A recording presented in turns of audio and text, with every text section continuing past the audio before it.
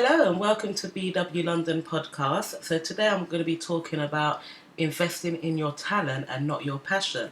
Now, what I mean by that, we all have a given talent. Whatever that talent may be, it is up to us to then develop it. And developing our talents is what gives us access to our passions. Now, don't get me wrong, your talent can include many of your passions, but not always the case.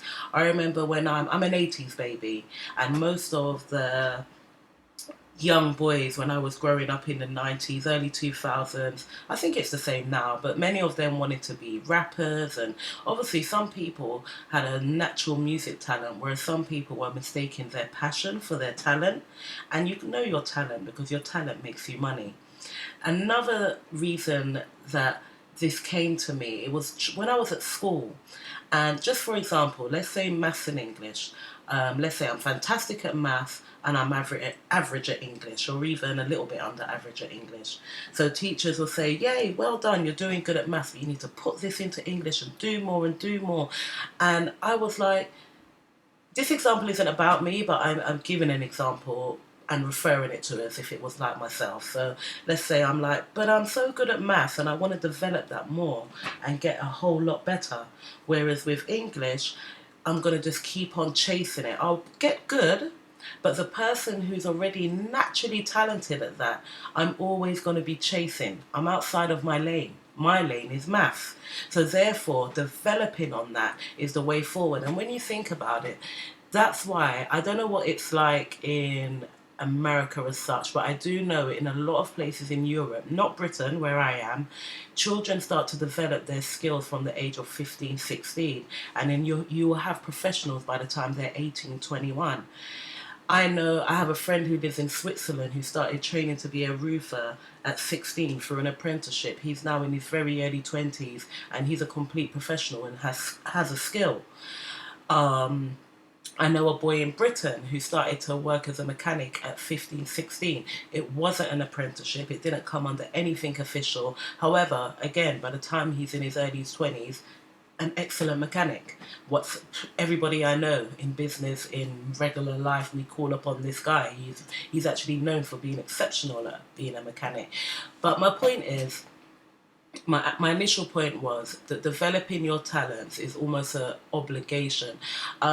I often refer to the Bible. I don't often give scriptures or name chapters or anything like that, but it's very easy to search these things now. You could literally just type a little bit of what you know into a Google search bar, and you'll find you'll find the book, the chapter, the verse. So right now I'm going to refer to the parable of the talents, which I know is in the New Testament, and it's either in probably in all three, the Gospels. And that parable, that to me, that said it all. But well, not all. To me, there's many things that come from that parable. But that particular point about your talents, there are three people, and they're all given a different amount. And the one with the most doubles his amount. I can't remember what the second one, but I remember the third one he buries it and fails to progress it in any way. That's literally talking about your talent. Your talent can lay dormant, but it is your responsibility to develop it and not mistake it for your passions. Your passions will not make you money. Your passions are the things you get to do as a result of your talents. So that's almost one of the major benefits of investing in your talents. But of course, the biggest benefit is it keeps your house in order. Finances are necessary for living, and if you keep on developing whatever your talent is, it will pay. And what I like about investing in your talents, it gives you access to your passions. And your passions are actually what give you a lot of mental stability. And the freedom to be able to even have your passion is based in your talent. I cannot express that enough. I really can't. So if I was to use myself as an example, my passion, I have a passion for art. I am no artist by any means. At the start of lockdown, I did a collage, I did a drawing and then cut out little pictures and made this lovely kind of piece that I was so proud of. But it was amateur, but it was a passion. I love artistic stuff.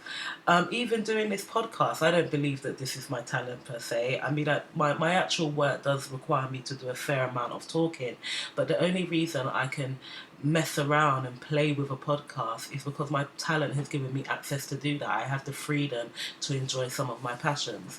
So, but one thing I must say as well, another Bible scripture, the one about staying in your lane, and that you are a winner in your lane. That's what your talent will tell you. If you take on a passion, more than likely you are in somebody else's lane, and it won't work out, and it certainly will not pay. So, I just thought this would be a good thing to talk about, because these are messages that I often tell my teenage sons, and yeah, I know that talent and passion is often mistaken.